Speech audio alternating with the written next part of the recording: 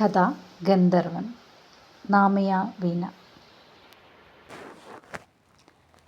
ലോകത്തിൻ്റെ ഏതോ രണ്ട് കോണിലിരുന്ന് കഥ പറയുന്നവരില്ലേ, കൊടിഞ്ഞുപോയ വസന്തത്തിലെ നഷ്ടപ്പെട്ടു പോയ അവരിടങ്ങളുടെ കഥ പറയുന്ന രണ്ട് പേർ. സമരസപ്പെട്ട പുതിയ ജീവിതത്തിൻ്റെ ഈ വരണ്ട വേനൽക്കാലത്ത് കണ്ടുമുട്ടിയത്രേ.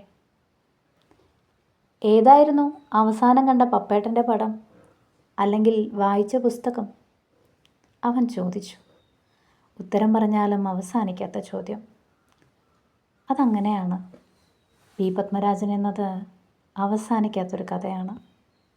ഓർമ്മ ശരിയാണെങ്കിൽ സീസൺ, അവൾ പറഞ്ഞു. അപ്പോൾ അവൻ, വീണ്ടും എനിക്ക് തെരുവ് വിളക്കുകൾ നഷ്ടപ്പെടാൻ പോകുന്നു. ഇപ്രാവശ്യം സാഹചര്യ തെളിവുകളൊന്നുമില്ല, ഉള്ളത് മുഴുവൻ തെളിവുകളാണ് എന്നവളും. രണ്ടുപേരിലും നനുത്ത ചിരി. ജീവൻ്റെ അവസാന ചിരിയോർത്ത് രണ്ടുപേരും ഉൾക്കിടിലം കൊണ്ടു. പറഞ്ഞതുപോലെ അതൊരു തുടക്കമാണ്. പണ്ടും അങ്ങനെ തന്നെ ആയിരുന്നു. ഇനിയൊരു ഓട്ട പ്രദക്ഷിണമാണ് പപ്പേട്ടനിലൂടെ. മിക്കവാറും അവസാനിക്കുന്നത് നാലും എൻ്റെ ക്ലാര എന്ന് പറഞ്ഞുള്ള അവൻ്റെ നീണ്ട നെടുവീർപ്പിലൂടെയാകും. ക്ലാര അവൻ്റെ ജീവനാണ്. അപ്പോൾ അവൾ രാധയോട് ചേരും. സത്യത്തിൽ എനിക്കും തോന്നും, രണ്ടുപേർക്കും കൂടുതൽ സ്നേഹം ജയകൃഷ്ണനോടാണ്.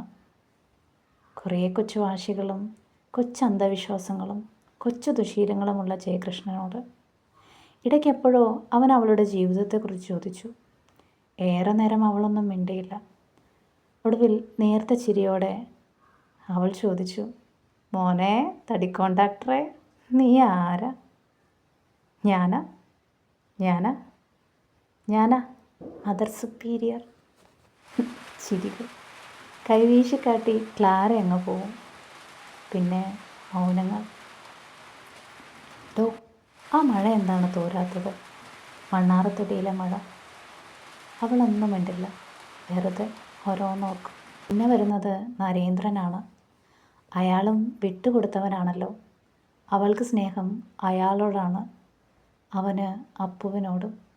ഒരു തലയാട്ടലിൽ മുഴുവൻ സ്നേഹവും കാണിച്ച് നരേന്ദ്രൻ വിട്ടുകൊടുത്തില്ലേ എന്നവൾ. ഓർമ്മകൾ തിരിച്ചു കിട്ടിയാൽ പോകുമെന്നറിഞ്ഞിട്ടും അപ്പുവും സ്നേഹിച്ചില്ലേ എന്നവനും. അവർക്കിടയിൽ ആ പെൺകുട്ടി പകച്ചു നിൽക്കും. മായയോ ഗൗരിയോ? എപ്പോഴും ആലോചിക്കും, ശരിക്കും ആരോടായിരിക്കും പത്മരാജന് കൂടുതൽ സ്നേഹം തോന്നിക്കാണുക? അവളെ ഞാൻ ഇവിടെ കൊണ്ടുവന്ന് നിർത്തും, എന്നിട്ട് ഇവിടെ ഞങ്ങൾ രാപ്പാർക്കും. അതികാലത്തെഴുന്നേറ്റ് മുന്തിരി വള്ളി തളിർത്തോന്നും മാതള നാരങ്ങം പൂത്തോന്നും ചെന്ന് നോക്കും. ആലോചിച്ചു നിൽക്കുമ്പോഴേക്കും അവൻ സോളമനെക്കുറിച്ച് പറഞ്ഞു തുടങ്ങും. 2 ഹോണടി കേട്ടിട്ടും ഇറങ്ങി വരാത്ത സോഫിയ മുന്നിൽ വന്ന് നിൽക്കും. പൗലോക്കാരൻ്റെ മുന്നിലൂടെ സോളമൻ അവളുടെ കൈ പിടിച്ചിറങ്ങും. ലോറിയിലേക്ക് കയറ്റും. ഹോ, എൻ്റെ പൊന്നും മോളെ, രോമാഞ്ചിഫിക്കേഷൻ. അപ്പോഴും അവൾ നിഗൂഢമായൊന്ന് പുഞ്ചിരിച്ചു. പിന്നെയും കേൾക്കുക നീണ്ടൊരു ഹോണടിയാണ്. വരവറിയിച്ചുകൊണ്ട് പാച്ചുവും കൂട്ടുകാരും പിണഞ്ഞെഴുന്നേറ്റ് മുത്തശ്ശൻ ഉമ്മറത്തെത്തും. അവൾക്കെപ്പോഴും ആ മുത്തശ്ശനോടാണ് കൂടുതൽ ഇഷ്ടം. അതൊക്കെയാണ് സ്നേഹം അല്ലേ? ആദ്യം കുറേ ചിരിപ്പിച്ച് സന്തോഷിപ്പിച്ച് അവസാനം ഉള്ളുരുകി കരയിപ്പിക്കുന്ന സ്നേഹം. നീണ്ട നെടുവീർപ്പുകൾ. അടുത്ത 3-ാം പക്കത്തിന് വേണ്ടിയുള്ള കാത്തിരിപ്പ്. അന്നേരം അവൻ ആകാശത്ത് 2 കിളികളെ കണ്ടെത്തും.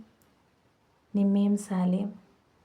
ദേശാടന കിളികളാണ്, കരയാത്തവരാണ്, യാത്ര പോകുന്നവരാണ്, ദൂരെ ദൂരെ, സേഫായ ദൂരേക്ക്. പിന്നെ വേറെ 2 പെണ്ണുങ്ങൾ.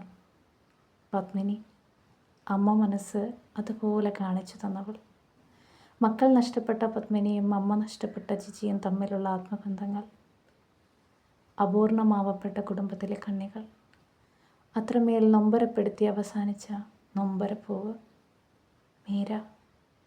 വഞ്ചിക്കപ്പെടുമ്പോഴും വീണ്ടും വീണ്ടും സ്നേഹിക്കുന്ന, ഒരു ജീവിതത്തിലെ മുഴുവൻ സ്നേഹവും സ്നേഹനഷ്ടവും വഞ്ചനയും ചതിയും ഒടുവിൽ പ്രതികാരവും അനുഭവിക്കേണ്ടി വന്ന മീര. വഞ്ചിച്ചതിൻ്റെ ശിക്ഷ നടപ്പാക്കി ഒരു നവംബർ 2-ന് മാനസിക രോഗാശുപത്രിയിലെ 11 നമ്പർ സെല്ലിൽ ജീവിതം അവസാനിപ്പിച്ച മീര. നവംബറിൻ്റെ നഷ്ടമായവൾ. പിന്നെ ആലീസ് നടന്നു വരും. കൂടെ അവളെ അമ്മയെപ്പോലെ സ്നേഹിക്കുന്ന രവി. ദൂരെ പകയോടെ സ്വാർത്ഥതയോടെ തോമസ്. അവസാനം കൂടെ എവിടെയെന്നറിയാതെ നീണ്ട വരാന്തയിൽ അവളോടൊപ്പം അവരും പകച്ചു നിൽക്കും. പരിണയത്തിലെ സാവിത്രി എപ്പോൾ എത്തി നോക്കും. കൈവിലങ്ങ് വെച്ച ആൾക്കൂട്ടത്തിലൂടെ കള്ളൻ പവിത്രൻ നടന്നു പോവും. ബുദ്ധിയുറയ്ക്കാത്ത തകര വരും. കൈപിടിച്ച് സുഭാഷിണി. ഫയൽമാനും ചക്കരയും അരപ്പട്ട കെട്ടിയ ഗ്രാമത്തിൽ നിന്നും ഗൗരിക്കുട്ടിയും വരും. ദേവയാനിയും രാമനും പ്രഭാകരൻ പിള്ളയും അങ്ങനെ ആരൊക്കെയോ കടന്നു വരും. ഉള്ളിലൊരു പോറലുണ്ടാക്കി കടന്നു പോകും. അപ്പോഴേക്കും 14ാമത്തെ കാറ്റ് വീശി തുടങ്ങും. മനുഷ്യനാവാൻ കൊതിച്ചിട്ട് കണ്ടുപിടിക്കപ്പെട്ട ഗന്ധർവനെ പോലെ അവനും തിരിച്ചു പോവേണ്ട സമയം അടുത്തു വരും. 4 എൻ്റെ ക്ലാര. അവൻ്റെ നീണ്ട നിശ്വാസങ്ങൾ. പി പത്മരാജൻ, അയാളെന്ത് മനുഷ്യനാണല്ലേ. എനിക്ക് തോന്നുന്നു വികാരങ്ങളെ ഒളിപ്പിച്ചു വയ്ക്കാത്ത കഥാപാത്രങ്ങൾ ജനിച്ചു വീഴാൻ തുടങ്ങിയത് അയാൾക്ക് ശേഷം മാത്രമാണ്. സത്യം നോക്ക്, നമ്മളുണ്ടായ കാലത്തെ ഓർത്ത് ചിലപ്പോഴൊക്കെ സങ്കടം തോന്നാറില്ലേ? എനിക്കതിങ്ങനെ ചില മനുഷ്യരെ ഇനി ഒരിക്കലും കാണാൻ കഴിയില്ലല്ലോ. കണ്ടില്ലെങ്കിലും ആ കാലഘട്ടത്തിൽ എവിടെയോ ജീവിച്ചിരുന്നുവെന്ന് പറയാനും ഒക്കില്ലല്ലോ. എന്നോർക്കുമ്പോഴൊക്കെയാണ് രണ്ടുപേരും പരസ്പരം നോക്കി ചിരിച്ചു. തിരിച്ചു നടക്കേണ്ട വരണ്ട വേനൽക്കാലത്തെക്കുറിച്ച് ഓർക്കും. ഇനി എപ്പോഴെങ്കിലും കാണോ അറിയില്ല. നനച്ചിരിക്കാത്ത നേരത്ത് പിന്നെയുമുള്ള ചില കണ്ടുമുട്ടലുകൾ വേർപാടുകളേക്കാൾ വേദനാജനകമാണല്ലോ. 2 പേർ 2 വഴിക്ക് പറയാതെ പറഞ്ഞുകൊണ്ട്. ഓർമ്മിക്കാൻ നമുക്കിടയിലൊന്നുമില്ല, പക്ഷേ മറക്കാതിരിക്കാൻ നമുക്കിടയിൽ എന്തോ ഉണ്ട്.